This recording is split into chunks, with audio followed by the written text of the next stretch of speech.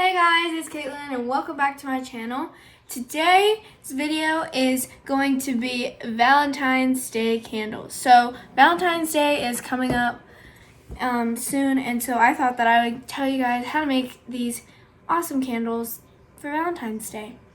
So without further ado, let's just get on. Everything that I use in today's video will be linked down below to where you can buy it. The first thing that you're gonna wanna do to make these candles is measure out your wax. So I have found that the easiest way to measure my wax to get a good amount is to fill whatever jar I'm using all the way to the top, and then add another, if it's like a bigger one like this size, for comparison, this is my hand.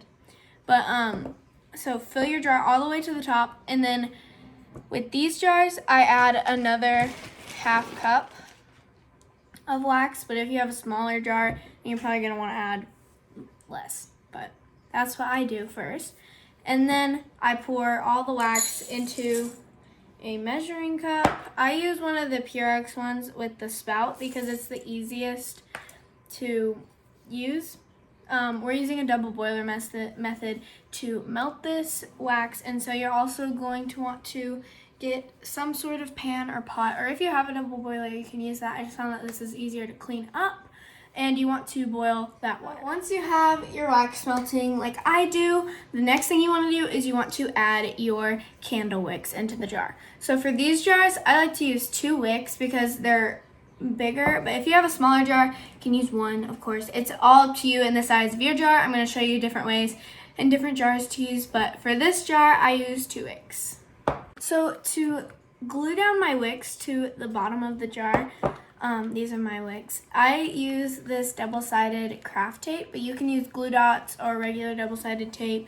Really just whatever you have, just to glue it down to the edge so that it stays.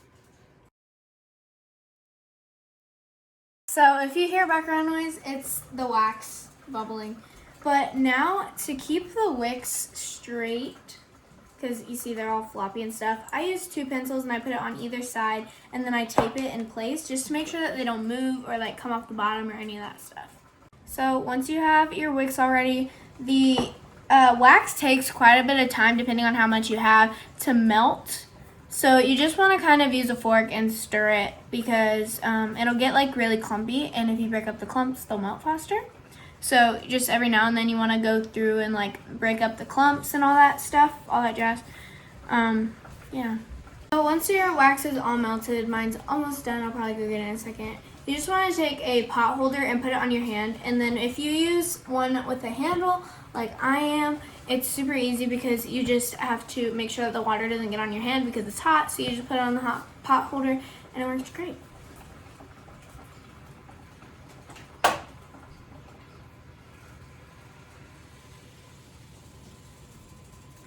So now my wax is all melted, and I'm just going to use some candle scent to scent the candle. You want to use a pretty generous amount so that the smell is stronger. If you don't use as much, the smell's not going to be as strong. But you do not want to use essential oils because most essential oils are flammable. So if you are going to use essential oils, you need to make sure that it's not flammable because most essential oils are, and they're not very good to use in candles. So now once you've got your wax in the candle, like almost like immediately after, like as fast as you can, you're gonna want to add your glitter. So I'm gonna add this glitter right here. It's like a holographic red glitter, and it doesn't really matter where you add it. Like you don't have to spread it around because it'll spread itself throughout the candle. But you do not want to pour too much because if you do, then it will all fall to the bottom. I've learned from experience. And then it's not fun because all your glitter is at the bottom of the candle. So it just takes a little bit to cover the top of the candle. And it's really cool how it spreads itself out, I think. And if it's not reaching all the edges, you can just swirl it around a little bit to get it to spread out.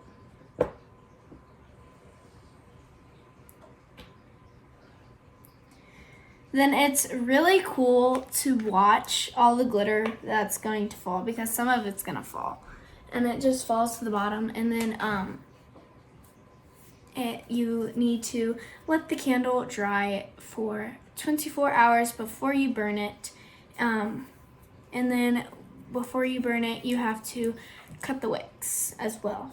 And yeah, so once you're done making your candles, in between each different one, if you're making multiple, you're going to want to wash like everything that you touch the wax with, except for the water, with hot water. And if it's not hot water, then the wax will harden again, and then you'll have to remelt it to wash it. But if you use hot water, then it will keep the wax melted and melt any cooled wax off of the container. If you're making multiple candles, the water in your pan will start to evaporate because it's being boiled, so it's going to start to evaporate and it's going to get like a lower amount.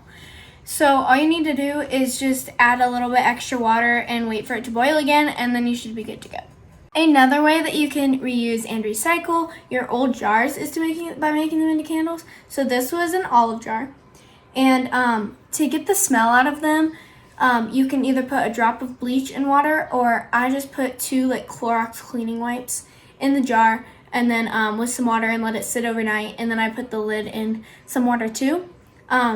And then that should get the smell out of your jar. So now I have just rinsed the Clorox water out of it.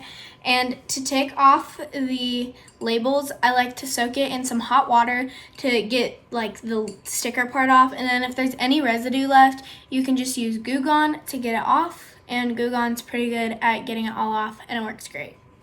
So another way that you can recycle glassware is to use old candles and use them to make new candles. So all you have to do to get the wax out that's left in the bottom of the candle is to put it in the freezer overnight, usually works best, and then just use like a butter knife to pry the wicks off and the wax out. But some of them are really cute, like I'll show you other examples.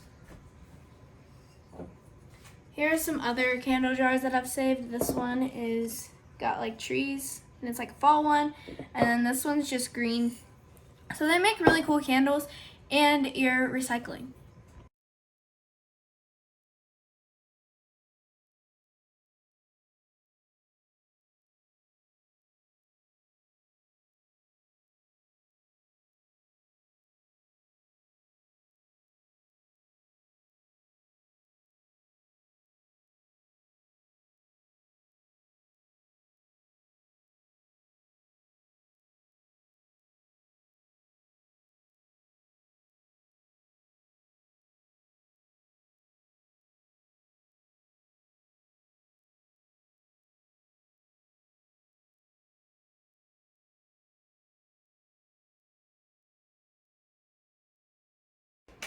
Okay, so I am back. It has been just a little bit over 24 hours, and my candles are done. I made a total of 5. I made some off camera too. And then I just took my Cricut and I decorated them with things from that. And then I also added my sticker on them for my Etsy shop. And these will all be sold on my Etsy shop by Caitlin Designs. There will be a link in the description. If you want to check it out, I'd really appreciate it if you did check it out. But yeah, so after 24 hours, your candles are good to light. And yeah, I hope you enjoyed today's video. Make sure to like and subscribe, and I will see you all next time. Bye, guys.